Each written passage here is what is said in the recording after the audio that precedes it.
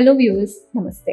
నేను doctor Maitreyi, fertility expert, founder and clinical head of Maitrashri fertility centre, Kukatpally, Hyderabad. ఈరోజు మనము pregnancy test గురించి మాట్లాడుకుందాము.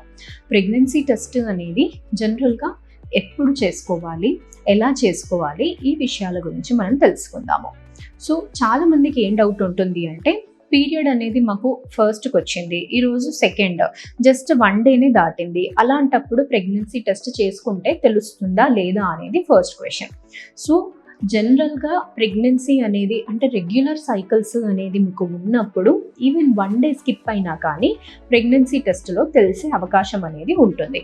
కొన్నిసార్లు ఎప్పుడైతే ఓవ్యులేషన్ అనేది లేటుగా జరుగుతుందో, అంటే అండాశయం నుంచి అండం విడుదల అవ్వడమే లేటుగా అయ్యింది అన్నప్పుడు కొంచెం సైకిల్ డిలే అయ్యే ఛాన్సెస్ అనేవి ఉంటాయి.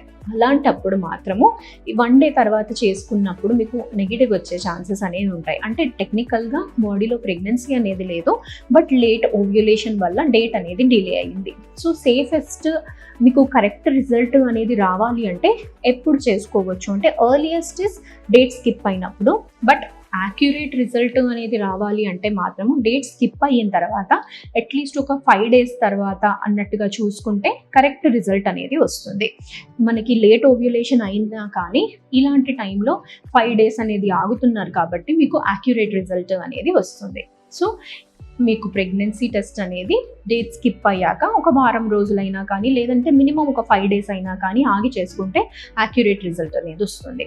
తర్వాత నెక్స్ట్ వచ్చేసి, ఇన్ కేస్ మీరు ఏమైనా ట్రీట్మెంట్ అనేది చేసుకున్నారు, ఐయుఐ ట్రీట్మెంట్స్ లాగా చేసుకున్నారు అంటే ఎర్లియస్ట్ అనేది ఎప్పుడు చేసుకోవచ్చు అంటే అట్లీస్ట్ 14 డేస్ అయినా కానీ ఆగాలి. ప్రొసీజర్ అయిన తర్వాత మినిమం 14 డేస్ అయినా ఆగాకే టెస్ట్ అనేది చేసుకోవాలి. లేదు అంటే సేఫెస్ట్ అంటే మీకు ప్రొసీజర్ అయిన తర్వాత కొన్ని మెడికేషన్ అనేది ఇచ్చుంటారు, ప్రొజెస్ట్రాన్ సపోర్ట్ అనేది. ఆ సపోర్ట్ టాబ్లెట్స్ అనేవి అంతా కంప్లీట్ అయిన తర్వాత ఒక 4 డేస్ అనేది వెయిట్ చేశాక టెస్ట్ అనేది చేసుకోవాలి.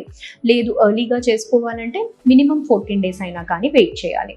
తర్వాత ఐవీఎఫ్కి వచ్చేస్తే ఎంబ్రియో ట్రాన్స్ఫర్ అనేది అయిన తర్వాత మినిమం 14 డేస్ వెయిట్ చేసిన తర్వాతే టెస్ట్ చేసుకోవాలి. బ్లడ్లో బీటా హెచ్సిజీ లెవెల్స్ అనేది చూస్తాము. బీటా హెచ్సిజీ లెవెల్స్ అనేది యూజువల్లీ 25 కన్నా ఎక్కువగా ఉంటే ప్రెగ్నెన్సీ పాజిటివ్ అని అర్థం. బట్ హెల్తీ ప్రెగ్నెన్సీకి అంటే 100 అబవ్ ఉండాలి.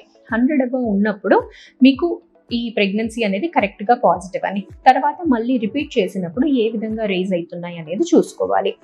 ఒకవేళ 25 కన్నా తక్కువగా ఉన్నాయి అంటే వాల్యూ అనేది నెగిటివ్ అని అర్థం. 25 నుంచి 100 మధ్యలో ఉంది వాల్యూ బీటా హెచ్సిజీ అంటే మాత్రము ఇటువంటి ప్రెగ్నెన్సీ అనేది ఎటువైపు అయినా కానీ టర్న్ అవ్వచ్చు. మీకు వాల్యూస్ అనేవి రేజ్ అయ్యి మంచిగా పాజిటివ్ అనేది రావచ్చు, లేకపోతే వాల్యూస్ అనేవి తగ్గిపోయి నెగిటివ్ అన్నా కానీ రావచ్చు. అలాంటి కేసెస్లో బయోకెమికల్ ప్రెగ్నెన్సీ అని అంటాము. నెగిటివ్ వచ్చేసింది తర్వాత అంటే దీనిలో ఏమవుతుంది అంటే జస్ట్ మీకు కనపడ్డట్టు కనపడుతుంది. యూరిన్ ప్రెగ్నెన్సీ టెస్ట్లో పాజిటివ్ రావచ్చు, బీటా హెచ్సిజీ వాల్యూ అనేది ఉండొచ్చు, బట్ దాని తర్వాత ఒక 2-3 డేస్లో బ్లీడింగ్ అనేది స్టార్ట్ అయిపోవచ్చు. అంటే ప్రెగ్నెన్సీ పాజిటివ్ వచ్చింది కానీ అది హెల్దీగా ఉండి ముందుకెళ్ళే అంత వాల్యూ అనేది రాలేదు. సో అలాంటప్పుడే దాన్ని బయోకెమికల్ ప్రెగ్నెన్సీ అన్నట్టుగా అంటాము.